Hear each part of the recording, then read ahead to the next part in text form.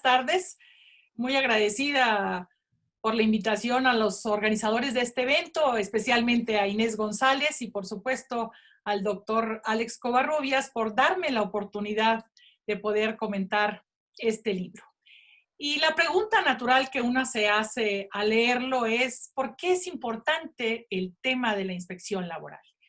Y bueno, hay varias razones para ellos. La primera es que es un tema poco explorado, más bien desconocido, marginado, incluso diría yo, porque si revisa uno los cursos laborales o los programas educativos, es muy común escuchar hablar sobre el salario, la jornada, las condiciones de trabajo, incluso sobre la libertad sindical o la contratación colectiva, los procedimientos, pero sobre la inspección laboral no se habla, o si se habla de una manera muy marginal. Un segundo aspecto que me gustaría también destacar de por qué es importante este tema, pues es el tema presupuestal. Hay muy poco presupuesto para esta institución. Prueba de ello es que en la Ciudad de México hay menos de 10 inspectores federales.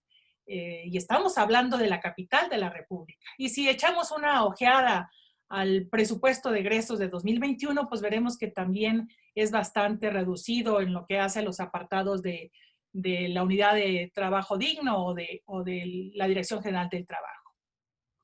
Y un tercer aspecto sería cómo el anterior gobierno omitió hacer inspecciones sobre el tema de la subcontratación, a pesar de que en noviembre del 2012 hubo una reforma a la Ley Federal de Trabajo donde justamente se modificaron los artículos 15A, 15B, 15C y 15D sobre el tema de la subcontratación y se abdicó de hacer ninguna inspección sobre el tema, a pesar de que era uno de los ejes fundamentales de la reforma. Además, este papel central que tiene la inspección se ve avalada porque es una institución que lejos de corregir, su función principal es prevenir. Nos dice, nos enseña cómo hacer las cosas, tanto a la parte trabajadora como a la parte empleadora. Además, una característica es que la inspección laboral lleva la justicia al centro de trabajo, a diferencia de los tribunales laborales, donde los actores tienen que acudir a los juzgados o a los tribunales con un costo de tiempo, de dinero, que son hasta ahora pues bastante lentos, e incluso está demostrado en el mundo que los juicios, pues la reparación es muy acotada. También habría que destacar que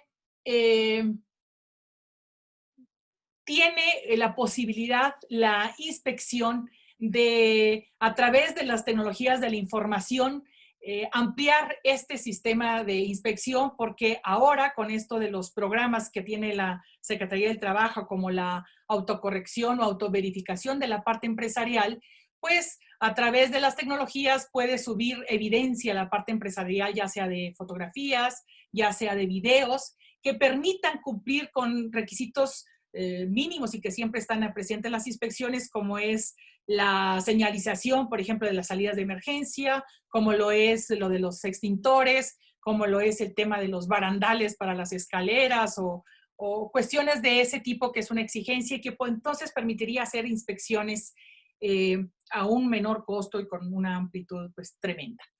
Ahora, el trabajo que realiza Alex Covarrubias, el doctor Alex Covarrubias, es muy importante porque visibiliza a la inspección, ese papel central y que se ha dicho que es la figura central para poder hacer realidad la reforma laboral del 2019.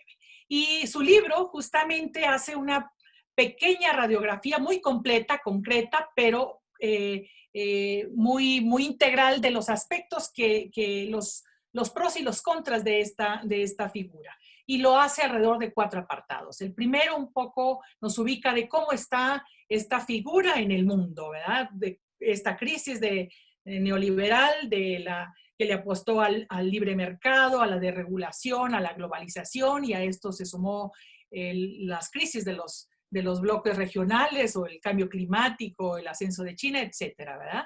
Y hay una revaloración de la inspección, cosa que no sucedió en nuestro país. Un segundo apartado que trata sobre toda esta trama institucional, como le llama él, que aborda desde cuáles son los cimientos legales, lo llama él así, de la reforma del 2019. ¿Por qué? Porque apuntala esta reforma al trabajo digno decente, le apuesta a la libertad de la democracia sindical, a la contratación colectiva. También nos habla sobre las principales funciones de la inspección, como es, por supuesto, la vigilancia y el cumplimiento de las condiciones de trabajo, capacitación y seguridad de higiene, pero también nos habla de los protocolos, de las 50 normas oficiales que están en nuestro país. Incluso la función que ha hecho ahora la Secretaría de Trabajo a través de la Unidad de Trabajo Digno. Sin embargo, dice el autor, bueno, pues sí, esto es la parte formal, pero ¿qué pasa en los hechos? Y a eso dedica su tercer apartado, y bueno, realmente el panorama que nos pinta, ¿verdad?, con datos estadísticos, pues hace, como dicen, crujir el alma, ¿verdad? Porque nos habla de 450 inspectores, cuando esto implica un inspector por cada 80,000 personas trabajadoras, cuando el promedio de la OIT es alrededor de la mitad. Nos habla de salarios de 9,000 pesos los inspectores locales y los federales de 12,000 o 14,000 si son especializados, de que son generalistas, esto que significa tienen que hacer de todo, tener una especialidad que no tienen porque el nivel es bachillerato y 40 horas de capacitación, cuando se exige, obviamente, por la especificidad y lo complicado y lo variado de las industrias y las ramas, pues algo mucho más, no solamente profesional, sino hasta con estudios superiores. Pero también sigue destacando de cómo esto ha llevado a que la inspección se subrogue o se entregue a instituciones privadas y conocido muy buena experiencia. En el cuarto capítulo o apartado nos habla sobre la crisis laboral, ¿verdad? La crisis del neoliberalismo y cómo trajo el desmantelamiento de la inspección y también de la sindicalización y la contratación colectiva. Nos habla también de cifras muy preocupantes que muchos ya conocemos, como es que en 1978 el nivel de sindicalización era el 18%, actualmente es alrededor entre el 10 y el 12%, la contratación colectiva, el 80% alrededor es una contratación simulada, celebrada los contratos a espaldas de los trabajadores, como ya sabemos, pero también en algunas otras industrias o ramas es hasta del 100% la simulación o esos contratos de protección, o por ejemplo, el nivel de 1976 del poder adquisitivo del salario mínimo a la fecha se ha devaluado en un 76%, ¿verdad? Y todo esto lo lleva a algunas conclusiones. Sin embargo, dice, si bien es cierto que hemos llegado tarde a la reforma laboral, no hay que perder la esperanza. Estamos en posibilidades de avanzar y le apuesta principalmente pues, que ha llegado un gobierno de izquierda, centroizquierda, que él está velando por abatir la corrupción, la desigualdad y la apuesta al trabajo digno.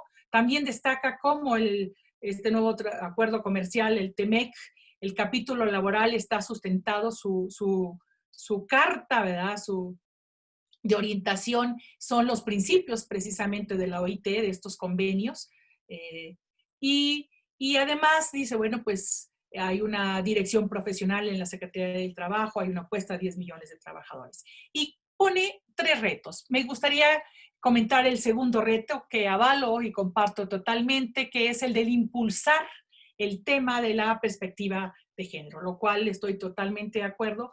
Y él dice, bueno, a pesar de que hay protocolos y normas oficiales, no hay un solo protocolo o norma oficial que aborde la perspectiva de género en materia de inspección, lo cual, repito, comparto totalmente. Solo me gustaría agregar que con independencia de si se aprueba o no, creo que hay todo un entramado jurídico que ya nos da bases para poder hacerlo efectivo.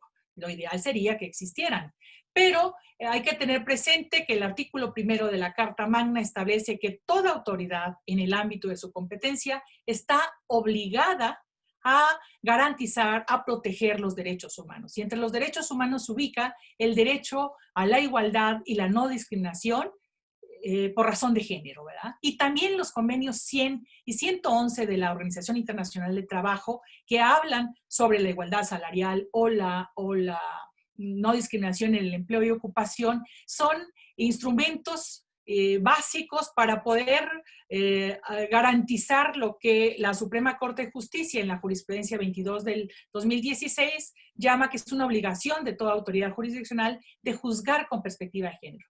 Yo creo que bajo esta normativa a nivel nacional e internacional podemos concluir que la inspección también se puede realizar con perspectiva de género, ¿verdad? Y una manera básica de realizarlo es a través de estadísticas desagregadas, porque si uno de los problemas es la brecha salarial entre hombres y mujeres trabajadoras, pues es básico que exista, que conozcamos qué ganan los hombres y qué ganan las mujeres para en todo caso ver hacia cuál es el nivel de diferencia salarial, que sabemos que en el mundo existe, en México no es la excepción y que ronda alrededor del 16%.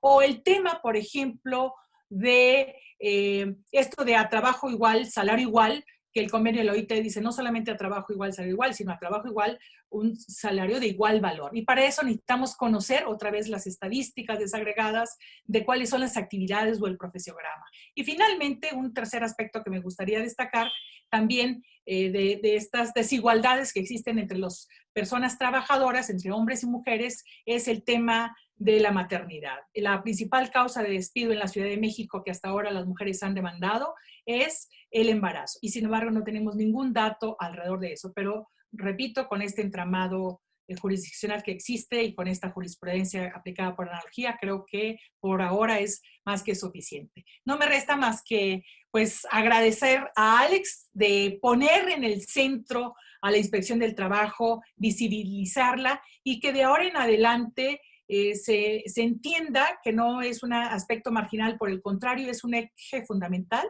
Por eso celebro tu trabajo, tu aportación, doctor Covarrubias, y también porque este tipo de investigaciones contribuyen a desenredar los hilos que tejen la desigualdad. Muchas gracias.